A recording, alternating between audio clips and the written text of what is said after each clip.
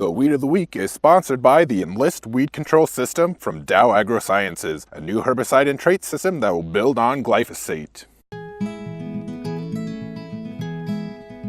You work to protect your farm's legacy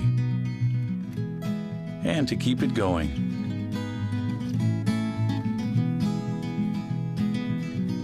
Introducing the Enlist Weed Control System, an advanced herbicide and trait system that will build on glyphosate for exceptional control of tough weeds. The next chapter begins.